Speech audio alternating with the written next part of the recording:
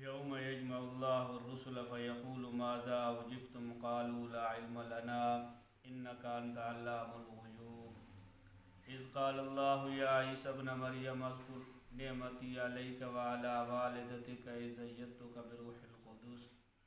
تکلم الناس فی المہد وکہلا وَإِذْ عَلَّمْتُكَ الْكِتَابَ وَالْحِكْمَةَ وَالتَّوْرَاةَ وَالْإِنْجِيلَ وَإِذْ تَخْلُقُ مِنَ الطِّينِ كَهَيْئَةِ الطَّيْرِ بِإِذْنِي فَتَنفُخُ فِيهَا فَتَكُونُ طَيْرًا بِإِذْنِي وَتُبْرِئُ الْأَكْمَحَ وَالْأَبْرَصَ بِإِذْنِي وَإِذْ تُخْرِجُ الْمَوْتَى بِإِذْنِي وَإِذْ كَفَفْتُ بَنِي إِسْرَائِيلَ عَنكَ إِذْ جِئْتَهُم بِالْبَيِّنَاتِ فَقَالَ الَّذِينَ كَفَرُوا مِنْهُمْ إِنْ هَذَا إِلَّا سِحْرٌ مُبِينٌ وَإِذْ أَوْحَيْتُ إِلَى الْحَوَارِيِّينَ أَنْ آمِنُوا بِي وَبِرَسُولِي قَالُوا آمَنَّا وَاشْهَدْ بِأَنَّنَا مُسْلِمُونَ إِذْ قَالَ الْحَوَارِيُّونَ يَا عِيسَى ابْنَ مَرْيَمَ هَلْ يَسْتَطِيعُ رَبُّكَ أَنْ يُنَزِّلَ عَلَيْنَا مَائِدَةً مِنَ السَّمَاءِ قَالَ اتَّقُوا اللَّهَ إِن كُنتُم مُّؤْمِنِينَ قالوا نريد أن نأكل منها وتطمئن قلوبنا ونعلم أن قد صدقتنا ونكون عليها من الشاهدين قال عيسى ابن مريم اللهم ربنا أنزل علينا مائدة من السماء تكون لنا عيدا لأولنا وآخرنا وآية منك وارزقنا وأنت خير الرازقين قال الله إني منزلها عليكم فمن يكفر بعد منكم فإني أعذبه عذابا لا أعذبه أحدا من العالمين۔ اللہ تعالیٰ نے اس سورۃ مائدہ کے ان آخری دو رکوعوں کے اندر مرنے کے بعد کی جو زندگی ہے اس کو بیان فرمایا کہ مرنے کے بعد اللہ تعالیٰ ہر ایک سے سوال کرے گا، جیسے امتوں سے سوال ہوں گے اسی طریقے سے انبیاء علیہم السلام سے بھی سوال کیا جائے گا۔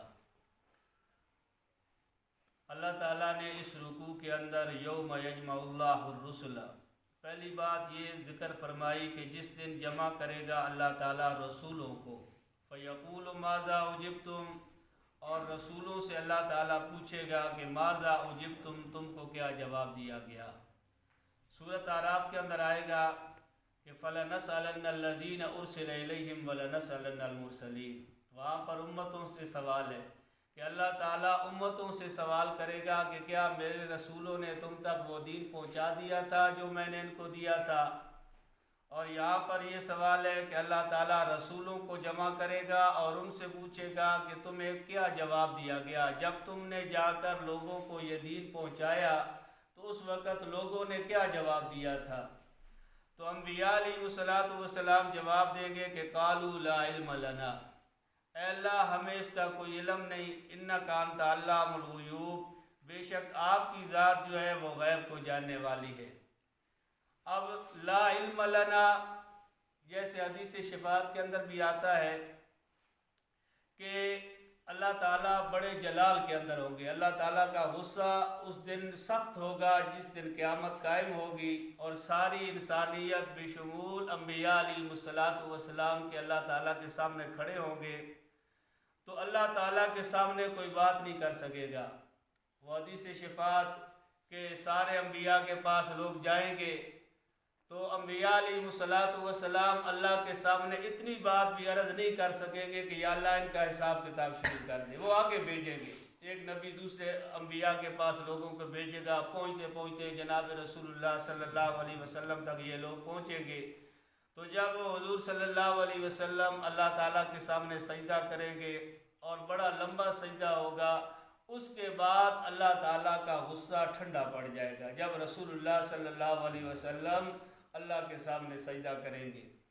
تو اس سے بھی یہ معلوم ہوتا ہے کہ لا علم لنا، انبیاء علیہ السلام جو یہ کہیں گے کہ یا اللہ ہمیں کوئی علم نہیں، تو اس وقت اللہ تعالیٰ کا غصہ اور اللہ تعالیٰ کا جلال اتنا ہوگا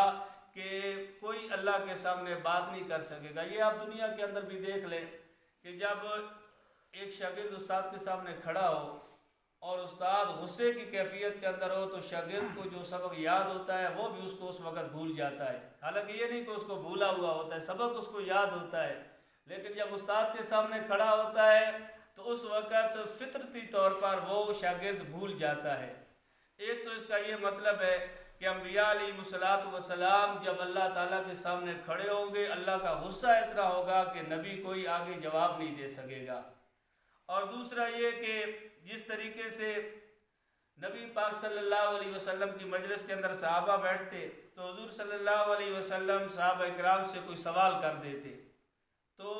باوجود جاننے کے کہ صحابہ کو اس کا جواب تو آتا تھا، لیکن ادب کے طور پر رسول اللہ صلی اللہ علیہ وسلم کو یہ جواب دے دیتے کہ اس سوال کا جواب اللہ اور اس کے رسول زیادہ جانتے ہیں، ادب کے طور پر کہ ہم بیان نہ کریں، آپ کو پتہ ہے۔ تو ایک یہ مطلب ہو گیا کہ لا علم لنا، کہ ہمیں تو علم نہیں لیکن آپ کو تو اس بات کا علم ہے، آپ تو غیب کو بھی جاننے والے ہیں۔ اور تیسرا اس کا مفسرین نے یہ جواب دیا کہ اللہ تعالیٰ مکمل امت کے بارے میں سوال کرے گا۔ اب انبیاء اپنے اپنے وقت کے اندر رہے، جتنی عمر تھی، پھر اس کے بعد دنیا سے رخصت ہو گئے، تو اب جو ان کے سامنے تھے ان کو تو نبی جانتے تھے کہ کتنوں نے ایمان لایا اور کتنے انکاری تھے، لیکن سوال چونکہ پوری امت کے بارے میں کیا جا رہا ہے تو اب نبی کو بات کا تو پتہ نہیں کہ بات کے اندر لوگوں نے کیا کیا۔ جیسے حدیث پاک کے اندر آتا ہے، رسول اللہ صلی اللہ علیہ وسلم نے بھی ارشاد فرمایا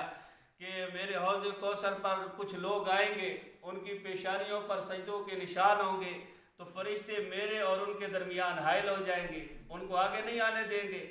تو میں کہوں گا کہ یہ تو میرے امتی ہے، میں ان کو پہچانتا ہوں، سجدوں کے نشان سے ان کی پیشانیاں چمک رہی ہیں، سجدوں کے نشان ہیں، تو فرشتے یہ کہیں گے کہ یا رسول اللہ صلی اللہ علیہ وسلم آپ کو پتہ نہیں، آپ کے جانے کے بعد یہ لوگ مرتد ہو گئے تھے، دین کے اندر انہوں نے نئی نئی بدعات رکھ دی تھی، نئی نئی ایجادات انہوں نے کی تھی۔